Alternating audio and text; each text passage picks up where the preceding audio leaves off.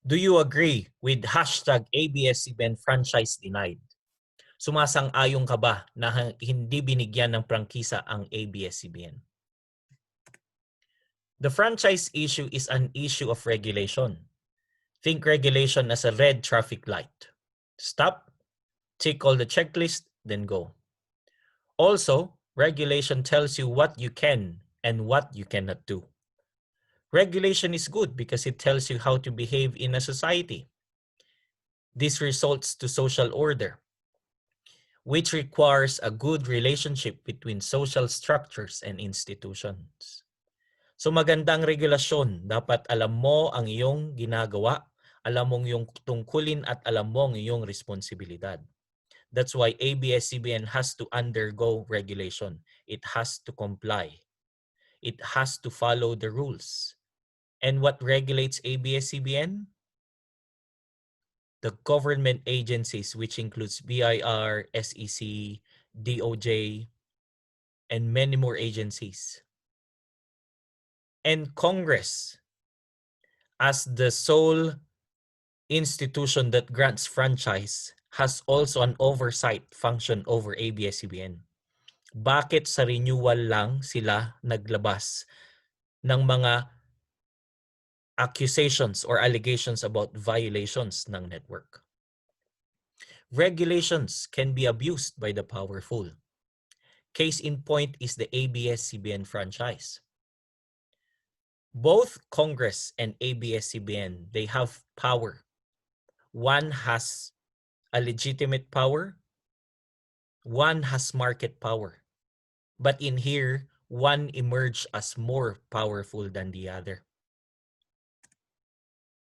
The franchise is also an issue of public policy because it involves the allocation of a valuable public resources. So contrary sa paniniwala ni Senator De La Rosa, it does involve us all. Kasali po tayong lahat dito. And it has negative effects. Akala lang po ni Senator De La Rosa na wala, pero marami, meron. And his comment is hashtag insensitive and hashtag win-lose mindset. The franchise issue of ABS-CBN is also anti-poor. It is anti-poor because people who cannot afford to pay does not have access to the programs of ABS-CBN. Yung mga may Sky Cable, may access sa internet, may TFC, pwede pa po silang manood. Kaya ang isyung ito is an anti-poor public policy. It is also a complex issue. Marami pong issue dito. And we have to learn from the parable of the blind and the elephant. Nung nakita po nila yung elephant at hindi po nila at hinawakan po nila ang elephant. Sabi po nung isa, buntot ito. Ang elephant pala ay buntot. Ang elephant pala ay may sungay. Ang elephant pala ay paa. But they're missing the bigger picture. Maraming issue ang ABS-CBN franchise denial. Hindi lang po franchise. And in times of crisis, it is important to build networks and not destroy them. It is important to fix problems and not add more problems.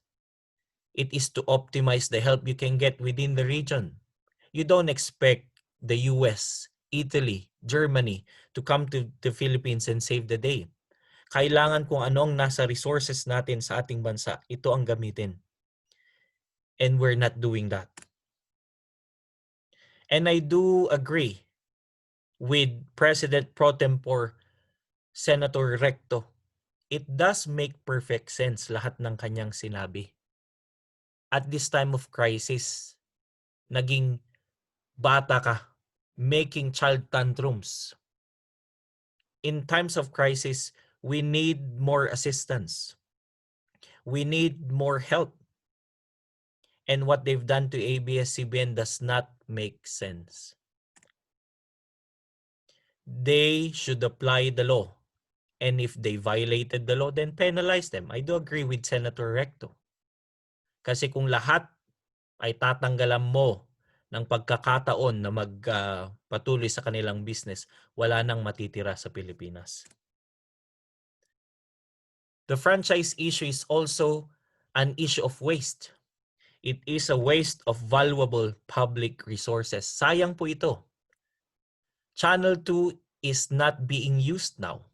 It could be disseminating information, generating income, and stimulating the economy. Think about rice not being distributed during a famine or medications expired for heart problems and diabetes. It is a waste. Kung makikita niyo po sa screen, nangyari po ito sa NFA, yung mga may bukbok, sa DOH, mga gamot na pa-expire na. Sa COA, 1.85 billion disaster response spending is questionable. Saan po nila ginugol? And a COA report, 254 million worth ng libro na nasira lang. So, are we not gonna use yung Channel 2 for public use? Sayang po ito. The other issue is the franchise issue here is very confusing. Nakakalito. On one hand, government agencies stated there are no violations. On the other hand, the Legislative Franchise Committee believes that there are numerous violations, thus denial of franchise. The justice system must settle this issue through a judicial review. They have to set the record straight. Violations or no violations, we have the right to know. In addition, this is also a political process. It is all about power. It is about Congress having an upper hand in this situation. It is about a super president political system that undermines separation of powers doctrine. Sinasabi po natin na separate ang legislative and executive and judiciary. In theory, yes, but in reality, the president has full control over the legislative branch. Hawak po niya ang Kongreso. Majority ng Kongreso hawak niya, and the same with Senate. And remember that the 70 congressmen who denied the franchise cannot replace what is lost. The 70 congressmen cannot give you information, news, and entertainment. In addition, this is an issue as well of having a upper hand. There is an obvious advantage of the government over the network. But was the advantage put to good use? I don't think so. Remember that the best move of ABSCBN is to get the franchise. And therefore, if you are a smart business owner, you will do everything to get it. Therefore, the advantage could have been used to make reforms. They could have set conditions and be able to get what they want. It's about incentives. For example, they can negotiate and say, regularize your employees. You pay more taxes. We have to penalize you. Or maybe you can say, use 3 hours for debt ed purposes and many more. Negotiations are more beneficial than competition. Power. This is a classic example of abuse of discretion and abuse of power. We have to remember, ladies and gentlemen, that power must be exercised in good faith. It should be honest and fair. But based on the past and present statements of the president, it's about bad faith. It's about vindictiveness. Whether you agree with me or not, ito ay paghihiganti. And this is not supposed to be the case. Another issue here is about the economy. This is an interesting case for students, researchers, historians, and academicians, because power trumps the invisible hand in the market system. And history tells us that most government intervention in the market system is bad. Tignan nyo na lang po dito. For example, yung 11,000 employees, sila ay household. Nagtatrabaho sila sa ABS-CBN. At ABS-CBN nagbibigay sa kanila ng sweldo. Itong household na ito, gagamitin niya yung pera niya para bumili ng pagkain sa market. At pag nakabili siya ng product sa market, Iuuwi niya yung goods and services. Yung pera, umiikot lang dito. At yung kita na nasa market at yung income na nasa household, nagiging taxes na napupunta sa government. But what happened here? Nung sinara at hindi binigyan ng prangkisa ang ABS-CBN, affected po ang income ng household, bumaba. So bumaba din ang kanilang spending, bumaba din ang kita ng market. So ito yung circular effect ng economy, yung multiplier effect ng economy. So this is a bad situation for the government. Dapat dinadagdagan ng government ang kanyang revenue, hindi binabawasan. Dapat tinataasan ang kita ng mga household sa krisis na ito, hindi binabawasan. Dinadagdagan pa ang unemployment. And we are sending wrong signal sa mga business sector. Mawawalan sila ng business confidence, local and international. Ito yung pinapakita natin sa kanila. And I don't think yung mga smart economists will agree sa hindi pagbibigay ng franchise sa ABS-CBN.